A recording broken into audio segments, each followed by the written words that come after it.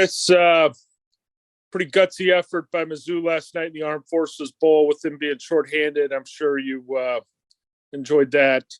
They were shorthanded. The Army played with three quarterbacks, so however you want to look at that, Bigsy, Mizzou alum. I mean, Tyler Beatty didn't play. Their best defensive lineman, their best corner, their best safety. Cry me a river, Bigsy. Cry me a river. I think things are looking up in Columbia, but we could talk about that at another date. Pat O'Donnell, you've talked over the years while you've worked with him how he's gotten better really each year. Specifically, how have you seen him improve his craft this year? Because I think when veterans get this far into their career, sometimes it's harder to sort of maintain that upward trajectory. No, and he has improved. I've always stated that he's a true pro's pro. When we watch film, there's not a player that takes better notes than this guy, and always looks at himself in a critical manner of what he wants to fix. He's become shorter with his steps, and his handle times have become better. I think that an unsung part, I think he's an excellent holder, just with regards to how we play the laces, the lean of the football, understanding the wind, understanding how Cairo hits the football. But Pat, I've been real proud of him. And he keeps getting better, and we'll hit today, and he's always looking for. We're going to go out and we'll concentrate and say, hey, let's knock out these two things. Let's concentrate on these two cues to try to fix whatever problem that we might have at this time, and he's willing to do that. So I really appreciate him. Hey, and it looks like you're back, so I'm glad you are doing well, my friend. I appreciate it. Thank you. Colleen Kane. Hey, Chris. Yeah, I was going to ask, when did you get back in the building? This morning. Okay. What was Monday night like for you? Just kind of watching the game from afar. It's tough. It was tough. I mean, you know what's going on. Obviously, sometimes it's tough too because of the camera shots that they put. For example, the opening kick return that Herbs knocks out there to the 30. It's kind of on top there, so you can't really see what's taking place. So that makes it hard. But I thought Coach Ginn did a great job. I thought those guys that had to step up and got opportunities to play for the first time did a nice job. So I was really fired up for those guys. And obviously it's not an experience that I want to go through again. Mark Potash. Hey, Chris, your group, I think by nature plays for pride, no matter what the situation is. But when you're 4-10 and you don't have the playoffs, do you as a coach, what is your approach with your guys is trying to get the most out of them in games that aren't going to make a difference for the playoffs? I think everything makes a difference. I know it doesn't make a difference for the playoffs, but I mean, I'll be honest with you, this is my job, and it's their job also. I mean, right now we're still chasing a lot of things in our room where we want to finish statistically. We also have a lot of guys that are going to get an opportunity to play that haven't had the opportunity to play, and that they understand in our room that, your tape is your resume. And they also understand that in our room, a lot of people, that's where people look at, hey, do we want to make a move from this player or keep this player? So, we're going to play hard. And we're going to keep playing, and that's what we expect in our room, and I expect them to play well. And there's still a lot of things that we want to get accomplished, and I think that we can still do that. In your experience, have you ever seen a situation where this situation elicits a performance from somebody that actually makes a difference for somebody maybe down the road, or is there ever a moment that you can point to and say that you got something more out of it than, even though the games, even though it wasn't like a playoff season or whatever? Sure. There was a player I think I don't take this wrong, but I kind of feel like the question is like nothing matters. Everything matters. I had a player, Johnson Batamosi, who played for me in Cleveland, was a free agent. Ended up, I think, leading the league in special teams tackles for 3 of his 4 years there. We weren't having a very good season, and he ends up finishing really strong and ends up getting a really big contract from another team. So,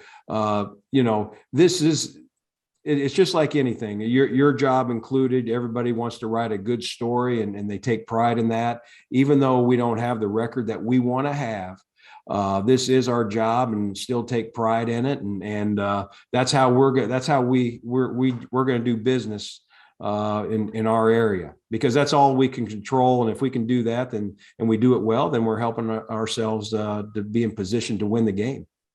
Thank you. Larry?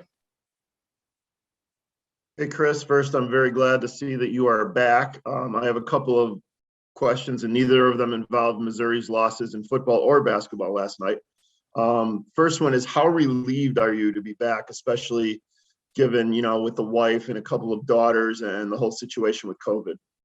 No, I'm excited to be back. I mean, it was fun to be back in the meetings today and coach them live. So just really thankful and blessed. Secondly, I just wanted to ask you about Damian Williams and his performances the last couple of weeks, throwing that great block on the Jakeem Grant return a couple of weeks ago in Green Bay, and then obviously with the punt block. How much of his special teams ability intrigued you before he got here? What did Tobe tell you about him, and what have you seen from him on special teams this year? Well, number one, he's just a really good football player, and I think that's evident. I mean, the play no one's going to talk about is in the Green Bay game towards the end. They ran a little pick twist on the inside. He ends up double bumping it and cleaning it up for us. And obviously we get the punt off and nothing happens. But that was a big time play when you really are studying the tape. He's a really smart football player.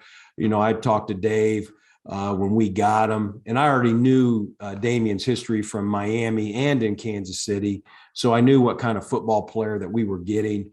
And I also knew that, if we needed something in certain positions, he was a more than willing participant to help us out. And he's just been, he jumped right in there at PP and didn't miss a beat. And that's big, because obviously that's the quarterback of the punt team. But no, I'm glad he's on our team. I know you always talk glowingly about DHC in that role. So has Damon kind of taken over the leadership role too?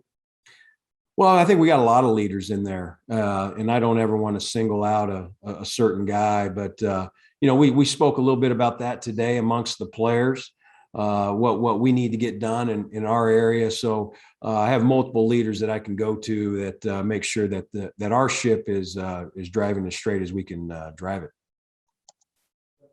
Dan? Chris, my connection's a little choppy, so I couldn't tell if Larry and Brad both mentioned that Missouri's basketball team lost by 25 last night. Did they? I didn't see that score, but you guys are in the sporting business, so I'm going to trust you. In all seriousness, the statistical landmarks that you mentioned, things in your room that you guys are still kind of pursuing, what are some of those things that you'd like to see the boxes checked here in these last 3 games? Well, we've always talked about, we want to finish in the top 10. Herbert, I think right now is third in the National Football League as a kick returner, and Jakeem's going to the Pro Bowl. We're still trying to whittle down punt return yardage against us. We gave up a lot early on the year, and we said quietly that we just want to kind of keep chopping wood on that whole deal. So we're still chasing those things, and we want to still be a good, cover unit kickoff wise. So there's still things for us to clean up. We still have challenges. Seattle's one of the top special teams units in the league. So going up there and playing those guys who they're in the same boat we are. And it'll be a big challenge for us, but we're just going to try to concentrate on the Chicago Bears and take care of our own business. And then just to follow up on Larry's question about Damian, what specifically on the punt block did you see that allowed him to get to where he got to as quick as he did? Well, he's one of our best guys, and we've known that since last spring when we started doing drills to identify guys who could speed to bowl, up and unders, a lot of different things that just kind of comes naturally for him. And he just has a natural knack for it. A lot of guys, there's guys that have that knack. There's guys that don't. We're fortunate that he does have that skill set. And it's been showing up the last couple of weeks for us, which helps us because then it gets, puts a little pressure on the punter and gets the ball in your returner's hands. And then you can, get some returns going from there. Thank you. Happy holidays.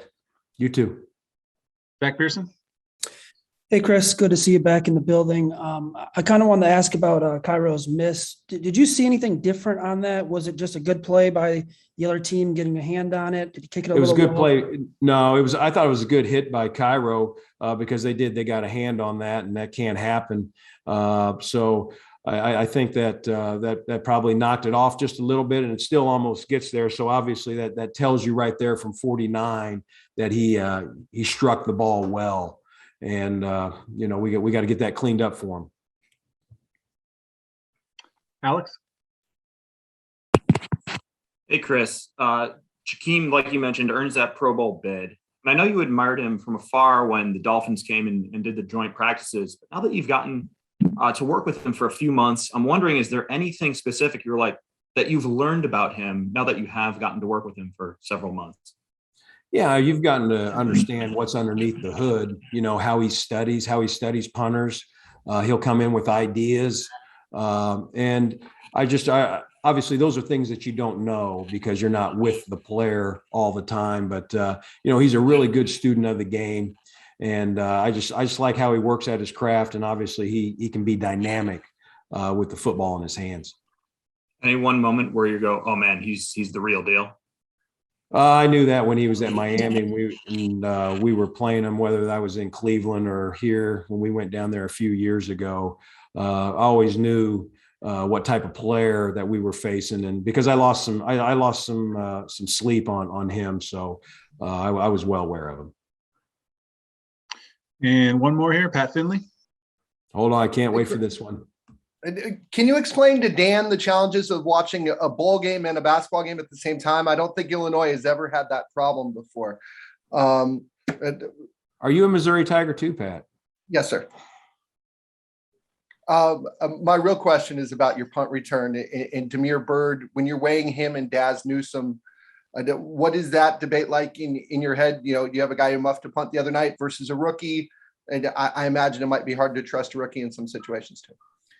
Guys, I've always stated this, if you have a helmet on game day, then you're in charge of helping us win the game. So if you have a helmet, I'm going to play you. And I'm not going to lose any sleep over that. I got to coach them and let's go. And that's how we'll play it.